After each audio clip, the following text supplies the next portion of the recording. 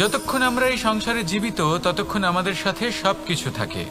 আমাদের ধন, সুখ স্বাচ্ছন্দ্য, আমাদের মিত্রগণ, আমাদের পরিবার, এই সমাজ, এই সবকিছু আমাদের সাথে থাকে।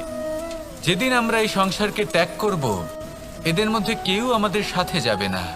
না ধন, না স্বাচ্ছন্দ্য, না সম্পত্তি।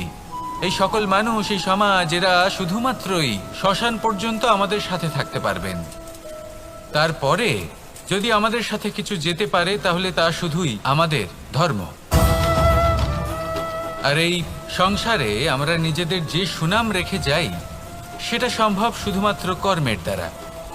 সেই জন্য সংসারে যতদিন পর্যন্ত জীবিত আছেন, যদি কিছু অর্জন করতে চান তাহলে ধর্ম অর্জন করুন, ধর্মের বিষয়ে স্পষ্টতা অর্জন করুন এবং কর্ম অর্জন করুন। এটাই হবে আপনার অতীত এবং এটাই হবে আপনার ভবিষ্যৎ, এবং এটাই সকলকে প্রেরণা প্রদান করবে। আসুন আমার সাথে ভালোবেসে বলুন, রাধা রাধা। সমুদ্র মন্থনের সময় দুই ধরনের রত্ন লাভ করা হয়েছিল। প্রথম হলাহল, যার প্রভাব থেকে এই সমস্ত সংসারের জীবের প্রাণ বাঁচানোর জন্য মহাদেব তাকে নিজের কণ্ঠে ধারণ করে নিয়েছিলেন। আর দ্বিতীয় অমৃত, যেটা কিঞ্চিত পরিমাণ মাত্রায় পাওয়া গেছিল। কখনো কখনো জীবনে এমন কোনো বস্তু যা আপনি প্রয়োজনের থেকেও অনেক বেশি মাত্রায় ভোগের জন্য লাভ করে থাকেন, তা আপনার জন্য বিষ প্রমাণিত হতে পারে। যেমন জল, প্রয়োজনের থেকে অনেক বেশি মাত্রায় যদি এই জল আসে তাহলে আপনার প্রাণ কাটতে পারে। কিন্তু পরিশ্রমের পরে এক পাত্র শীতল জল দ্বারা আপনি যদি স্নান করে নেন তাহলে তা আপনার শরীরের জন্য অমৃত হবে। পরিশ্রম করার পরে যদি আপনার শরীর এক পাত্র খাবার লাভ করে তাহলে তা আপনার শরীরের জন্য অমৃত। কিন্তু যদি কোনো পরিশ্রম না করেই আপনি দিনরাত শুধুই খাবার গ্রহণ করতে থাকেন তাহলে আপনার কাছে তা বিষ সমান। বিষ এবং অমৃত গ্রহণ করাটা আপনার উপরে নির্ভর করছে। কোনো বস্তু আপনার পক্ষে বিষও হতে পারে, আবার অমৃতও হতে পারে। নির্ভর করছে যে আপনি সেটা কিভাবে ব্যবহার করছেন, কতটা মাত্রায় ব্যবহার করছেন। আসুন আমার সাথে ভালোবেসে বলুন, রাধা রাধা। অনেক সময় আমাদের মনেই ভাবনা আসে যে আমাদের নিরীহ স্বভাবের সুযোগ নিয়ে এই সংসারের মানুষ শুধু আমাদের দুঃখই দেয়। কতবার এমন মনে হয় যে আমরা সবাইকে সাহায্য করার জন্য এগিয়ে যাই আর সকলে আমাদেরই দোষ দেয়। অনেক সময় এমন মনে হয় যে আমরা শুধুই সৎকর্ম করি, সকলের ভালো চাই, কিন্তু সকলে আমাদেরই বিষয়ে খারাপ কথা বলতে থাকে। দুঃখ হয়, কিন্তু আমাদের এটা ভেবে দেখা উচিত যে মানুষ আম গাছের গায়ে পাথর ছোড়ে, শাল গাছের গায়ে পাথর কেন ছোড়ে না? কারণ এই আম গাছে পাওয়া যায় মিষ্টি এবং সুস্বাদু ফল। অন্যদিকে শাল গাছ থেকে আমরা কি পাই? শুধুই কাঠ। তাই যদি আপনাকে কেউ কথা শোনায়, আপনাকে কোনো কিছুতে বাধ্য করার চেষ্টা করে, আপনার বিষয়ে অনুচিত কথা বলে, তাহলে নিশ্চয়ই আপনার মধ্যে এমন বিশেষ কিছু আছে যা তাদের মধ্যে নেই। নিজের মধ্যে আত্মবিশ্বাস বাড়িয়ে তুলুন, ধন্যাত্মক ভাব আনুন, সৎকর্ম করতে থাকুন। কোনো কটুতা এই মনে প্রবেশ করতে দেবেন না। এই মন সুপ্রসন্ন হয়ে বলবে, রাধা রাধা।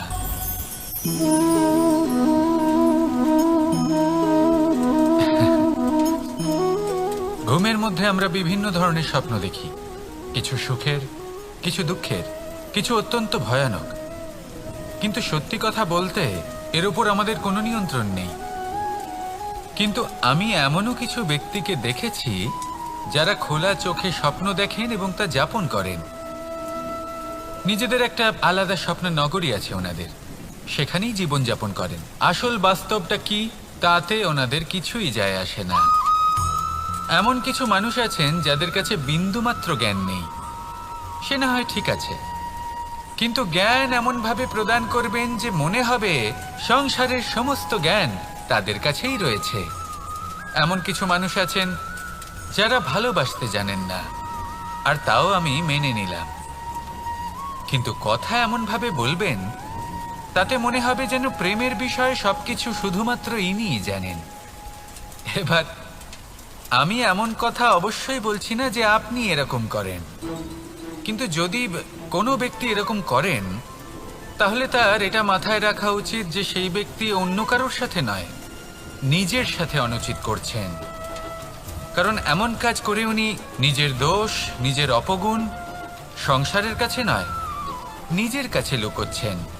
আপনি যদি নিজেকে বুঝতে না পারেন, সম্পূর্ণরূপে নিজেকে আকলন না করেন, নিজের অপগুণ, নিজের দোষ পূর্ণরূপে না বুঝতে পারেন, তাহলে এটা কি করে বুঝবেন যে নিজেকে কিভাবে শুধরে নিতে হবে? আপনাকে নিজের সত্য স্বীকার করতেই হবে, তারপরেই আপনি নিজেকে পরিবর্তন করতে পারবেন। তাহলে স্বপ্নে নয়, বাস্তবে বাঁচুন, আনন্দে বাঁচুন, আর আমার সাথে ভালোবেসে বলুন রাধা রাধা। ইচ্ছে বড়ই বিচিত্র জিনিস। এই ইচ্ছে যদি তা পূর্ণ না হয় তাহলে তা ক্রোধকে জন্ম দেয়, যদি তা পূর্ণ হয় তাহলে লোভকে জন্ম দেয়, যদি সময়ের মধ্যে পূর্ণ না হয় তাহলে শোককে জন্ম দেয়, আর যদি সময়ের পূর্বেই পূর্ণ হয়ে যায় তাহলে অহংকারকে জন্ম দেয়। সকলের ইচ্ছে থাকে, আপনারও অবশ্যই থাকবে, তা অবশ্যই পূরণ করবেন।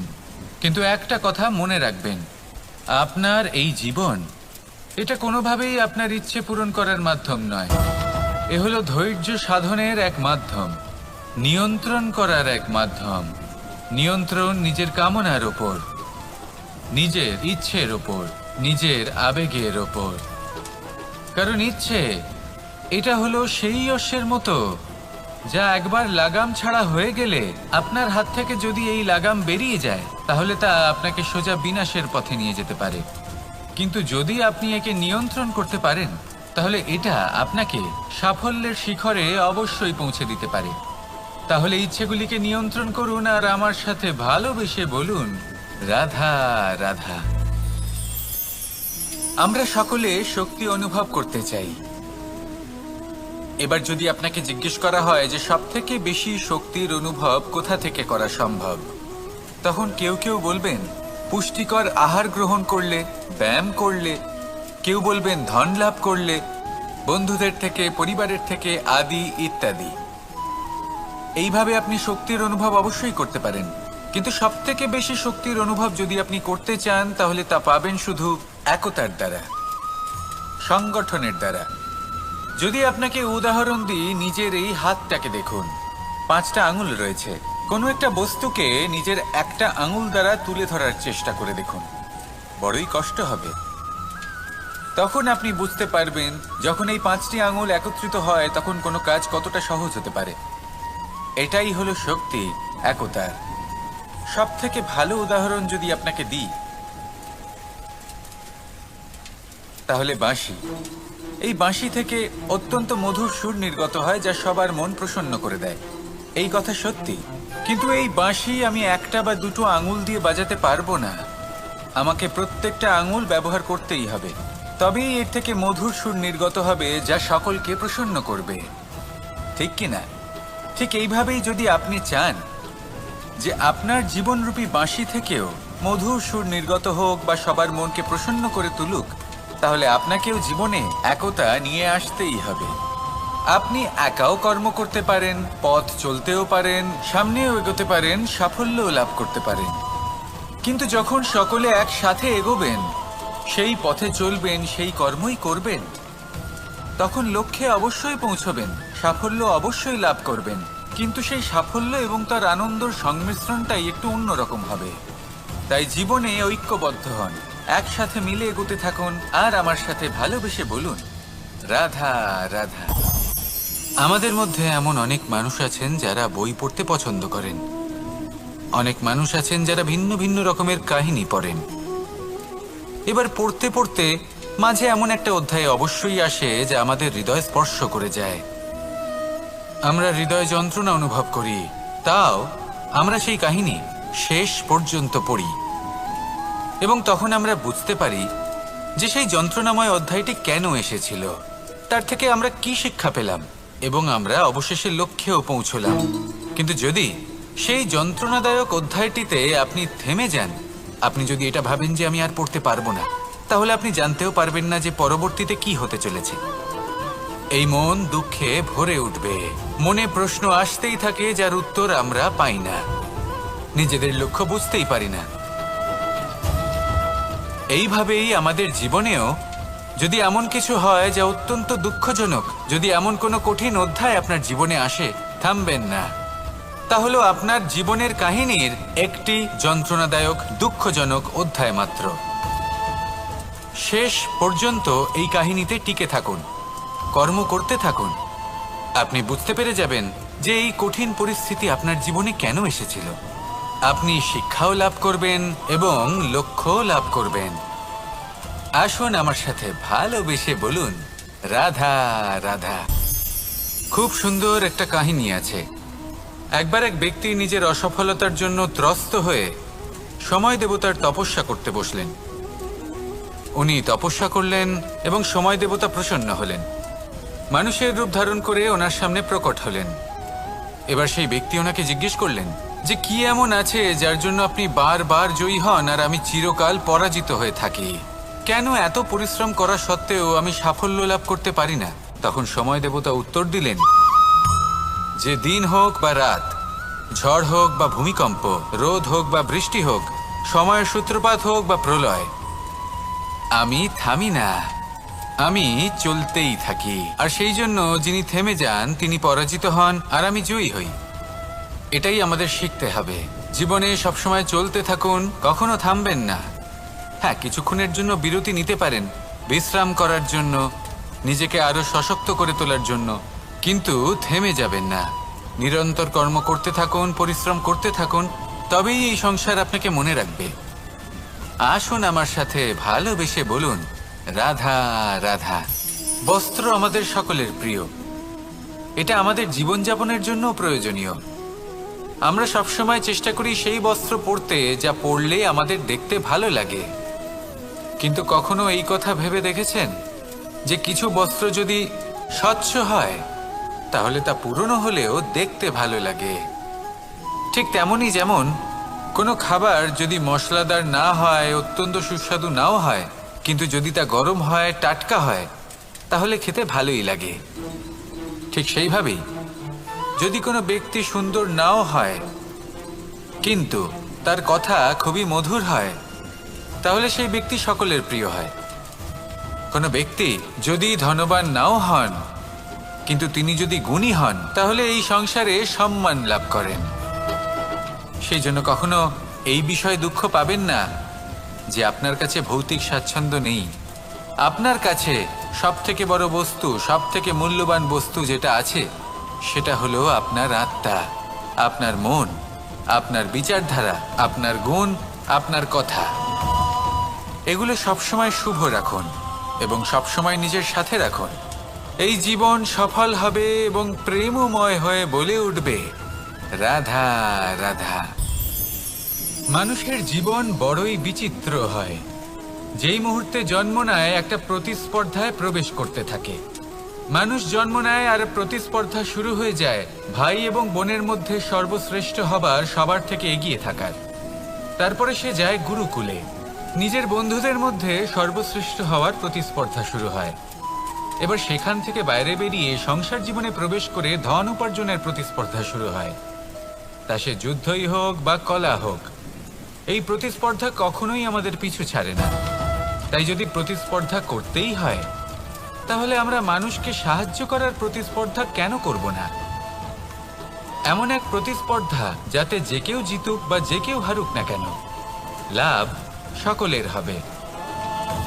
সকলের মধ্যে প্রেম বিতরণ করতে থাকুন, এইভাবেই আনন্দ বিতরণ করতে থাকুন।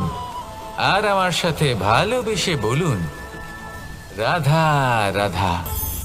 এবার এই পুরুষার্থের বিষয়ে আপনারা অবশ্যই শুনেছেন, মোক্ষ, চতুর্থ পুরুষার্থ। আপনারা কি জানেন এই মোক্ষ আসলে কি? ধর্ম, অর্থ, কামনার পালন করতে করতে মৃত্যু লাভ করা, এটাই কি মোক্ষ? না, মোক্ষ হলো সেটাই যা জন্ম এবং মৃত্যুর ঊর্ধ্বে। প্রত্যেক ব্যক্তি, প্রত্যেক জীবই সংসারে কোনো না কোনো বিশেষ প্রয়োজনে আসে।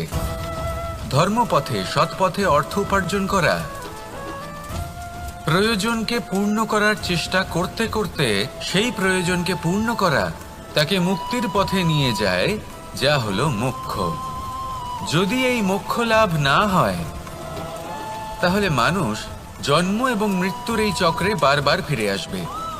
তাই নিঃস্বার্থভাবে সদ্ভাব নিয়ে কর্ম করুন, সকলকে ভালোবাসুন, আর আমার সাথে বলুন রাধা রাধা। জল এ হলো জীবনের আধার পঞ্চতত্ত্বের মধ্যে একটি, আর অত্যন্ত বিশেষ। এর থেকে অনেক বড় শিক্ষা পাওয়া যায়। এই জল গন্তব্যের বিষয়ে এর স্পষ্ট ধারণা আছে। ও জানে ওর লক্ষ্য কি, আর প্রয়াস করে ততদূর সে পৌঁছেও যায়। এটি পর্বত থেকে বয়ে নিচে নেমে আসে, নদীর সাথে সমাহিত হয়ে তার সাথে বয়ে চলে, চিরসবুজ বনানী গড়ে তোলে, প্রাণীদের তৃষ্ণা নিবারণ করে, সামনে এগিয়ে চলে, মানুষের সাথে মিলিত হয়। যারা একে বাঁধের মধ্যে বেঁধে রাখতে চেষ্টা করে সে বন্দি দশাতেও থেকে যায়, মানুষের কল্যাণ করে। তারপর বাঁধ থেকে মুক্তি পেয়ে এগিয়ে চলে, কোথাও ধাক্কা খায়, কোথাও বাধা পড়ে, কোথাও যদি পথ খুঁজে না পায় তাহলে পথ খুঁজেই নেয়, আর যেখানে পথ থাকে না সেখানে পথ বানিয়ে নেয়, আর শেষ পর্যন্ত নিজের লক্ষ্যে পৌঁছেই যায়, অর্থাৎ সমুদ্রে গিয়ে সমাহিত হয়ে যায়। আমাদেরও কিছুটা এরকমই হয়ে উঠতে হবে। যেখানেই যাবেন সকলের কল্যাণ করুন, সামনে এগোন। আপনি কোথাও পড়ে গেলে, ধাক্কা খেলে আঘাত লাগবেই, উত্থান পতন লেগেই থাকে। সামনে এগোতে থাকুন। কোথাও পথ না পেলে তা খুঁজে নিন, কোথাও পথ না থাকলে তা বানিয়ে নিন। নিজের গন্তব্যের কথা সব সময় মনে রাখুন। শেষ পর্যন্ত নিজের মোক্ষ লাভ আপনি অবশ্যই করবেন। আর আমার সাথে ভালোবেসে বলুন রাধা রাধা। যতক্ষণ আমরা এই সংসারে জীবিত ততক্ষণ আমাদের সাথে সবকিছু থাকে। আমাদের ধন, সুখ স্বাচ্ছন্দ্য, আমাদের মিত্রগণ, আমাদের পরিবার, এই সমাজ, এই সবকিছু আমাদের সাথে থাকে। যেদিন আমরা এই সংসারকে ত্যাগ করব, এদের মধ্যে কেউ আমাদের সাথে যাবে না, না ধন, না স্বাচ্ছন্দ্য, না সম্পত্তি। এই সকল মানুষ, এই সমাজ, এরা শুধুমাত্রই শ্মশান পর্যন্ত আমাদের সাথে থাকতে পারবেন। তারপরে যদি আমাদের সাথে কিছু যেতে পারে তাহলে তা শুধুই আমাদের ধর্ম। আর এই সংসারে আমরা নিজেদের যে সুনাম রেখে যাই সেটা সম্ভব শুধুমাত্র কর্মের দ্বারা। সেই জন্য সংসারে যতদিন পর্যন্ত জীবিত আছেন, যদি কিছু অর্জন করতে চান তাহলে ধর্ম অর্জন করুন, ধর্মের বিষয়ে স্পষ্টতা অর্জন করুন এবং কর্ম অর্জন করুন। এটাই হবে আপনার অতীত এবং এটাই হবে আপনার ভবিষ্যৎ, এবং এটাই সকলকে প্রেরণা প্রদান করবে। আসুন আমার সাথে ভালোবেসে বলুন রাধা রাধা। সমুদ্র মন্থনের সময় দুই ধরনের রত্ন লাভ করা হয়েছিল। প্রথম হলাহল, যার প্রভাব থেকে এই সমস্ত সংসারের জীবের প্রাণ বাঁচানোর জন্য মহাদেব তাকে নিজের কণ্ঠে ধারণ করে নিয়েছিলেন। আর দ্বিতীয় অমৃত, যেটা কিঞ্চিত পরিমাণ মাত্রায় পাওয়া গেছিল। কখনো কখনো জীবনে এমন কোনো বস্তু যা আপনি প্রয়োজনের থেকেও অনেক বেশি মাত্রায় ভোগের জন্য লাভ করে থাকেন, তা আপনার জন্য বিষ প্রমাণিত হতে পারে। যেমন জল, প্রয়োজনের থেকে অনেক বেশি মাত্রায় যদি এই জল আসে তাহলে আপনার প্রাণ কাটতে পারে, কিন্তু পরিশ্রমের পরে এক পাত্র শীতল জল দ্বারা আপনি যদি স্নান করে নেন তাহলে তা আপনার শরীরের জন্য অমৃত হবে। পরিশ্রম করার পরে যদি আপনার শরীর এক পাত্র খাবার লাভ করে তাহলে তা আপনার শরীরের জন্য অমৃত। কিন্তু যদি কোনো পরিশ্রম না করেই আপনি দিনরাত শুধুই খাবার গ্রহণ করতে থাকেন তাহলে আপনার কাছে তা বিষ সমান। বিষ এবং অমৃত গ্রহণ করাটা আপনার উপরে নির্ভর করছে। কোনো বস্তু আপনার পক্ষে বিষও হতে পারে, আবার অমৃতও হতে পারে। নির্ভর করছে যে আপনি সেটা কিভাবে ব্যবহার করছেন, কতটা মাত্রায় ব্যবহার করছেন। আসুন আমার সাথে ভালোবেসে বলুন রাধা রাধা। অনেক সময় আমাদের মনে এই ভাবনা আসে যে আমাদের নিরীহ স্বভাবের সুযোগ নিয়ে এই সংসারের মানুষ শুধু আমাদের দুঃখই দেয়।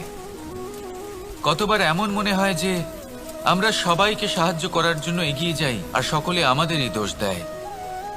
অনেক সময় এমন মনে হয় যে আমরা শুধুই সৎকর্ম করি, সকলের ভালো চাই, কিন্তু সকলে আমাদেরই বিষয়ে খারাপ কথা বলতে থাকে।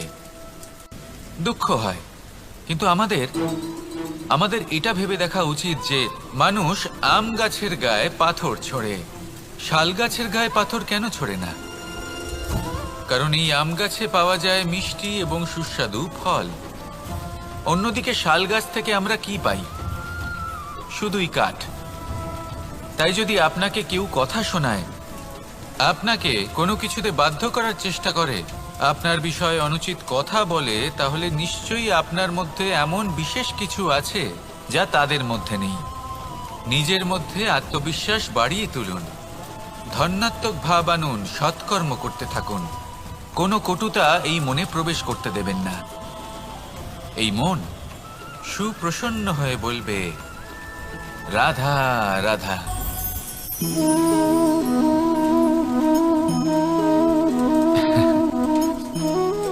ঘুমের মধ্যে আমরা বিভিন্ন ধরনের স্বপ্ন দেখি, কিছু সুখের, কিছু দুঃখের, কিছু অত্যন্ত ভয়ানক। কিন্তু সত্যি কথা বলতে এর উপর আমাদের কোনো নিয়ন্ত্রণ নেই।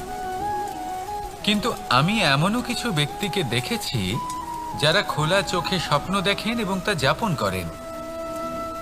নিজেদের একটা আলাদা স্বপ্নের নগরী আছে ওনাদের, সেখানেই জীবন যাপন করেন। আসল বাস্তবটা কি তাতে ওনাদের কিছুই যায় আসে না। এমন কিছু মানুষ আছেন যাদের কাছে বিন্দুমাত্র জ্ঞান নেই, সে না হয় ঠিক আছে, কিন্তু জ্ঞান এমনভাবে প্রদান করবেন যে মনে হবে সংসারের সমস্ত জ্ঞান তাদের কাছেই রয়েছে। এমন কিছু মানুষ আছেন যারা ভালোবাসতে জানেন না, আর তাও আমি মেনে নিলাম, কিন্তু কথা এমনভাবে বলবেন তাতে মনে হবে যেন প্রেমের বিষয়ে সবকিছু শুধুমাত্র ইনিই জানেন। এবার আমি এমন কথা অবশ্যই বলছি না যে আপনি এরকম করেন, কিন্তু যদি কোনো ব্যক্তি এরকম করেন তাহলে তার এটা মাথায় রাখা উচিত যে সেই ব্যক্তি অন্য কারোর সাথে নয়, নিজের সাথে অনুচিত করছেন। কারণ এমন কাজ করে উনি নিজের দোষ, নিজের অপগুণ সংসারের কাছে নয়, নিজের কাছে লুকোচ্ছেন। আপনি যদি নিজেকে বুঝতে না পারেন, সম্পূর্ণরূপে নিজেকে আকলন না করেন, নিজের অপগুণ, নিজের দোষ পূর্ণরূপে না বুঝতে পারেন, তাহলে এটা কি করে বুঝবেন যে নিজেকে কিভাবে শুধরে নিতে হবে? আপনাকে নিজের সত্য স্বীকার করতেই হবে, তারপরেই আপনি নিজেকে পরিবর্তন করতে পারবেন। তাহলে স্বপ্নে নয়, বাস্তবে বাঁচুন, আনন্দে বাঁচুন, আর আমার সাথে ভালোবেসে বলুন, রাধা রাধা। ইচ্ছে বড়ই বিচিত্র জিনিস। এই ইচ্ছে যদি তা পূর্ণ না হয় তাহলে তা ক্রোধকে জন্ম দেয়, যদি তা পূর্ণ হয় তাহলে লোভকে জন্ম দেয়, যদি সময়ের মধ্যে পূর্ণ না হয় তাহলে শোককে জন্ম দেয়, আর যদি সময়ের পূর্বেই পূর্ণ হয়ে যায় তাহলে অহংকারকে জন্ম দেয়। সকলের ইচ্ছে থাকে, আপনারও অবশ্যই থাকবে, তা অবশ্যই পূরণ করবেন। কিন্তু একটা কথা মনে রাখবেন, আপনার এই জীবন এটা কোনোভাবেই আপনার ইচ্ছে পূরণ করার মাধ্যম নয়। এ হলো ধৈর্য সাধনের এক মাধ্যম, নিয়ন্ত্রণ করার এক মাধ্যম। নিয়ন্ত্রণ নিজের কামনার ওপর, নিজের ইচ্ছের ওপর, নিজের আবেগের ওপর। কারণ ইচ্ছে এটা হলো সেই অশ্বের মতো যা একবার লাগাম ছাড়া হয়ে গেলে আপনার হাত থেকে যদি এই লাগাম বেরিয়ে যায় তাহলে তা আপনাকে সোজা বিনাশের পথে নিয়ে যেতে পারে।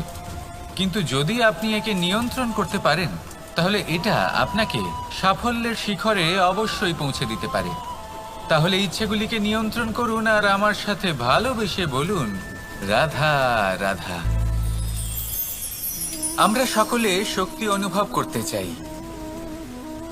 এবার যদি আপনাকে জিজ্ঞেস করা হয় যে সবথেকে বেশি শক্তির অনুভব কোথা থেকে করা সম্ভব, তখন কেউ কেউ বলবেন পুষ্টিকর আহার গ্রহণ করলে, ব্যায়াম করলে, কেউ বলবেন ধন লাভ করলে, বন্ধুদের থেকে, পরিবারের থেকে, আদি ইত্যাদি। এইভাবে আপনি শক্তির অনুভব অবশ্যই করতে পারেন, কিন্তু সবথেকে বেশি শক্তির অনুভব যদি আপনি করতে চান তাহলে তা পাবেন শুধু একতার দ্বারা, সংগঠনের দ্বারা। যদি আপনাকে উদাহরণ দিই, নিজের এই হাতটাকে দেখুন, 5টা আঙুল রয়েছে। কোনো একটা বস্তুকে নিজের একটা আঙুল দ্বারা তুলে ধরার চেষ্টা করে দেখুন, বড়ই কষ্ট হবে। তখন আপনি বুঝতে পারবেন যখন এই 5টি আঙুল একত্রিত হয় তখন কোনো কাজ কতটা সহজ হতে পারে। এটাই হলো শক্তি, একতার। সব থেকে ভালো উদাহরণ যদি আপনাকে দিই তাহলে বাঁশি। এই বাঁশি থেকে অত্যন্ত মধুর সুর নির্গত হয় যা সবার মন প্রসন্ন করে দেয়। এই কথা সত্যি, কিন্তু এই বাঁশি আমি একটা বা দুটো আঙুল দিয়ে বাজাতে পারবো না। আমাকে প্রত্যেকটা আঙুল ব্যবহার করতেই হবে, তবেই এর থেকে মধুর সুর নির্গত হবে যা সকলকে প্রসন্ন করবে, ঠিক কিনা? ঠিক এইভাবেই যদি আপনি চান যে আপনার জীবনরূপী বাঁশি থেকেও মধুর সুর নির্গত হোক বা সবার মনকে প্রসন্ন করে তুলুক, তাহলে আপনাকেও জীবনে একতা নিয়ে আসতেই হবে। আপনি একাও কর্ম করতে পারেন, পথ চলতেও পারেন, সামনেও এগোতে পারেন, সাফল্যও লাভ করতে পারেন। কিন্তু যখন সকলে একসাথে এগোবেন, সেই পথে চলবেন, সেই কর্মই করবেন, তখন লক্ষ্যে অবশ্যই পৌঁছবেন, সাফল্য অবশ্যই লাভ করবেন। কিন্তু সেই সাফল্য এবং তার আনন্দর সংমিশ্রণটাই একটু অন্যরকম হবে। তাই জীবনে ঐক্যবদ্ধ হন, একসাথে মিলে এগোতে থাকুন, আর আমার সাথে ভালোবেসে বলুন, রাধা রাধা। আমাদের মধ্যে এমন অনেক মানুষ আছেন যারা বই পড়তে পছন্দ করেন, অনেক মানুষ আছেন যারা ভিন্ন ভিন্ন রকমের কাহিনী পড়েন। এবার পড়তে পড়তে মাঝে এমন একটা অধ্যায় অবশ্যই আসে যা আমাদের হৃদয় স্পর্শ করে যায়। আমরা হৃদয় যন্ত্রণা অনুভব করি, তাও আমরা সেই কাহিনী শেষ পর্যন্ত পড়ি, এবং তখন আমরা বুঝতে পারি যে সেই যন্ত্রণাময় অধ্যায়টি কেন এসেছিল, তার থেকে আমরা কি শিক্ষা পেলাম, এবং আমরা অবশেষে লক্ষ্যেও পৌঁছলাম। কিন্তু যদি সেই যন্ত্রণাদায়ক অধ্যায়টিতে আপনি থেমে যান, আপনি যদি এটা ভাবেন যে আমি আর পড়তে পারবো না, তাহলে আপনি জানতেও পারবেন না যে পরবর্তীতে কি হতে চলেছে। এই মন দুঃখে ভরে উঠবে, মনে প্রশ্ন আসতেই থাকে যার উত্তর আমরা পাই না, নিজেদের লক্ষ্য বুঝতেই পারি না। এইভাবেই আমাদের জীবনেও যদি এমন কিছু হয় যা অত্যন্ত দুঃখজনক, যদি এমন কোনো কঠিন অধ্যায় আপনার জীবনে আসে, থামবেন না। তাহলে আপনার জীবনের কাহিনীর একটি যন্ত্রণাদায়ক দুঃখজনক অধ্যায় মাত্র। শেষ পর্যন্ত এই কাহিনীতে টিকে থাকুন, কর্ম করতে থাকুন। আপনি বুঝতে পেরে যাবেন যে এই কঠিন পরিস্থিতি আপনার জীবনে কেন এসেছিল। আপনি শিক্ষাও লাভ করবেন এবং লক্ষ্যও লাভ করবেন। আসুন আমার সাথে ভালোবেসে বলুন, রাধা রাধা। খুব সুন্দর একটা কাহিনী আছে। একবার এক ব্যক্তি নিজের অসফলতার জন্য ত্রস্ত হয়ে সময় দেবতার তপস্যা করতে বসলেন। উনি তপস্যা করলেন এবং সময় দেবতা প্রসন্ন হলেন, মানুষের রূপ ধারণ করে ওনার সামনে প্রকট হলেন। এবার সেই ব্যক্তি ওনাকে জিজ্ঞেস করলেন যে কি এমন আছে যার জন্য আপনি বারবার জয়ী হন আর আমি চিরকাল পরাজিত হয়ে থাকি? কেন এত পরিশ্রম করা সত্ত্বেও আমি সাফল্য লাভ করতে পারি না?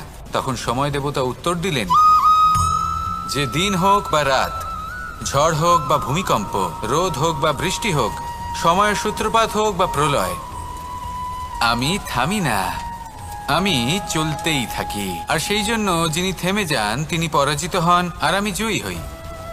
এটাই আমাদের শিখতে হবে। জীবনে সবসময় চলতে থাকুন, কখনো থামবেন না। হ্যাঁ, কিছুক্ষণের জন্য বিরতি নিতে পারেন, বিশ্রাম করার জন্য, নিজেকে আরো সশক্ত করে তোলার জন্য, কিন্তু থেমে যাবেন না। নিরন্তর কর্ম করতে থাকুন, পরিশ্রম করতে থাকুন, তবেই এই সংসার আপনাকে মনে রাখবে। আসুন আমার সাথে ভালোবেসে বলুন, রাধা রাধা। বস্ত্র আমাদের সকলের প্রিয়, এটা আমাদের জীবনযাপনের জন্য প্রয়োজনীয়। আমরা সবসময় চেষ্টা করি সেই বস্ত্র পরতে যা পরলে আমাদের দেখতে ভালো লাগে। কিন্তু কখনো এই কথা ভেবে দেখেছেন যে কিছু বস্ত্র যদি স্বচ্ছ হয় তাহলে তা পুরনো হলেও দেখতে ভালো লাগে? ঠিক তেমনই যেমন কোনো খাবার যদি মশলাদার না হয়, অত্যন্ত সুস্বাদু নাও হয়, কিন্তু যদি তা গরম হয়, টাটকা হয়, তাহলে খেতে ভালোই লাগে। ঠিক সেইভাবেই যদি কোনো ব্যক্তি সুন্দর নাও হয় কিন্তু তার কথা খুবই মধুর হয়, তাহলে সেই ব্যক্তি সকলের প্রিয় হয়। কোনো ব্যক্তি যদি ধনবান নাও হন কিন্তু তিনি যদি গুণী হন, তাহলে এই সংসারে সম্মান লাভ করেন। সেই জন্য কখনো এই বিষয়ে দুঃখ পাবেন না যে আপনার কাছে ভৌতিক স্বাচ্ছন্দ্য নেই।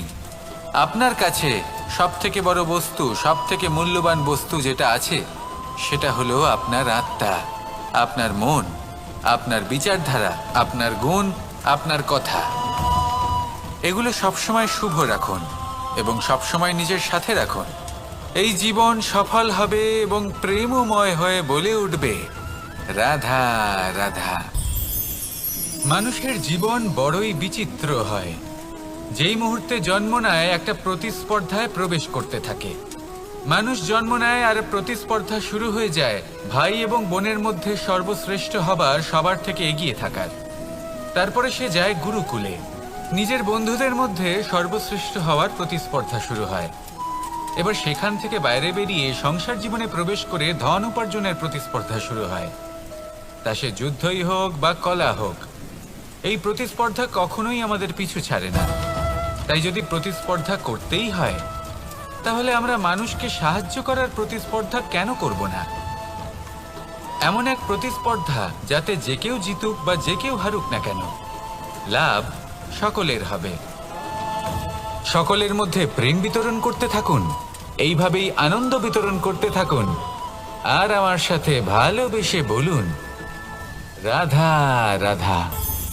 এবার এই পুরুষার্থের বিষয়ে আপনারা অবশ্যই শুনেছেন, মোক্ষ, চতুর্থ পুরুষার্থ। আপনারা কি জানেন এই মোক্ষ আসলে কি? ধর্ম, অর্থ, কামনার পালন করতে করতে মৃত্যু লাভ করা, এটাই কি মোক্ষ? না, মোক্ষ হলো সেটাই যা জন্ম এবং মৃত্যুর ঊর্ধ্বে। প্রত্যেক ব্যক্তি, প্রত্যেক জীবই সংসারে কোনো না কোনো বিশেষ প্রয়োজনে আসে। ধর্মপথে, সৎপথে অর্থ উপার্জন করা, প্রয়োজনকে পূর্ণ করার চেষ্টা করতে করতে সেই প্রয়োজনকে পূর্ণ করা তাকে মুক্তির পথে নিয়ে যায়, যা হলো মোক্ষ। যদি এই মোক্ষ লাভ না হয়, তাহলে মানুষ জন্ম এবং মৃত্যুর এই চক্রে বারবার ফিরে আসবে।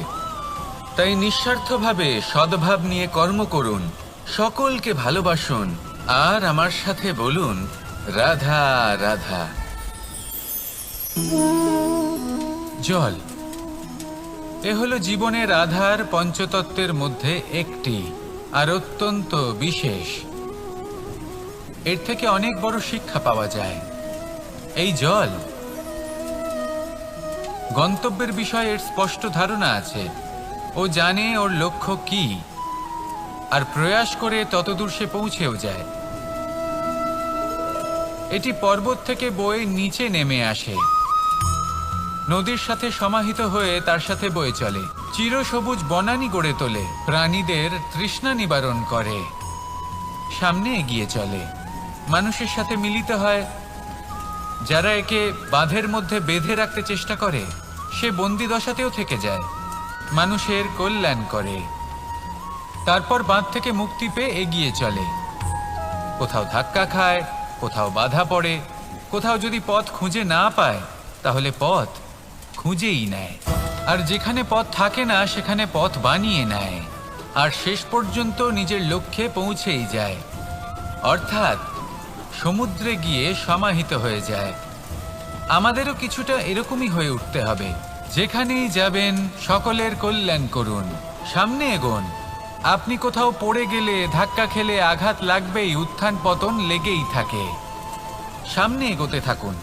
কোথাও পথ না পেলে তা খুঁজে নিন, কোথাও পথ না থাকলে তা বানিয়ে নিন। নিজের গন্তব্যের কথা সব সময় মনে রাখুন। শেষ পর্যন্ত নিজের মোক্ষ লাভ আপনি অবশ্যই করবেন। আর আমার সাথে ভালোবেসে বলুন, রাধা রাধা। লক্ষ্যে পৌঁছানো অত্যন্ত কঠিন হয়। কেউ ভাবেন যে কেন এত কঠিন হয়, কেন এত কষ্ট করতে হয় লক্ষ্যে পৌঁছানোর জন্য। এই লক্ষ্য সরলভাবে কেন আমার কাছে চলে আসে না? চলুন আপনাকে একটা কথা বলি। যদি আপনার লক্ষ্য কঠিন না হয় তাহলে তাকে পাওয়া আপনার পক্ষে অসম্ভব হয়ে উঠবে। লক্ষ্যে পৌঁছানোর এই রাস্তায় আপনি যে কড়া রোদের সম্মুখীন হন, যার থেকে আপনি দূরে পালাতে চান, সেই রোদ আপনাকে প্রেরণা যোগায় যে আপনি এগোতে থাকুন। ভাবুন একজন যাত্রী যে কিনা নিজের লক্ষ্যের দিকে যাচ্ছেন, সেই পথে উনি যদি একটু ছায়া পেয়ে যান আর উনি ওখানে বিশ্রাম নেন, তাহলে তার সাথে তার ভাগ্য গভীর নিদ্রায় সেখানে বিলীন হয়ে যায়। তাই পরিশ্রমের কড়া রোদের থেকে কখনো দূরে পালাবেন না। জীবনে শুধু সামনে এগোতে থাকুন দৃঢ়তার সাথে। আর লক্ষ্য সরল হোক, কঠিন হোক বা অত্যাধিক কঠিন হোক, একটা কথা মনে রাখবেন, যে জীবনের লক্ষ্যে পৌঁছতে পেরেছে সে লক্ষ্য প্রাপ্তির জন্য আফসোস কখনোই করে না। রাধা রাধা। এই সংসারে সাফল্য লাভ করার জন্য জ্ঞানের প্রয়োজন হয়, পরিশ্রমের প্রয়োজন হয়, দৃঢ় নিষ্ঠার প্রয়োজন হয়, নিরন্তর চেষ্টা করা প্রয়োজনীয়। কিন্তু আরো কিছু আছে যা অত্যন্ত প্রয়োজনীয় এবং গুরুত্বপূর্ণ। তা হলো ভালো বন্ধু। তাদের থাকা অত্যন্ত প্রয়োজনীয়। যদি ভালো বন্ধু থাকে তাহলে সময় এলে তারা ঢাল হয়ে আপনাকে সুরক্ষা করবেন। সময় এলে অস্ত্রের মতো শত্রুকে সংহারও করবেন। যদি তিনি জ্ঞানী হন, তাদের মধ্যে সদ্গুণ থাকে, তাহলে এই সব গুণ আপনার মধ্যেও প্রবেশ করবে। তাহলে সাফল্যের জন্য ভালো বন্ধু পাওয়া অত্যন্ত প্রয়োজনীয়। কিন্তু শুধু বন্ধু কেন, ভালো শত্রুও থাকা প্রয়োজনীয়। এবার আপনি ভাববেন, এ আমি কি বললাম? যদি আপনার জীবনেও ভালো অর্থাৎ শক্তিশালী শত্রু থাকে, তাহলে আপনিও শক্তিশালী হতে থাকবেন। এই শত্রু আপনাকে প্রেরিত করবে আরো বেশি শক্তিশালী হয়ে ওঠার। কখনো কোনো হরিণকে দেখুন, তীব্র গতিতে দৌড়তে থাকে। কেন তীব্র গতিতে দৌড়য়? এই কারণে নয় যে কোথাও তার জন্য মধুর ঘাস অপেক্ষা করে রয়েছে, না।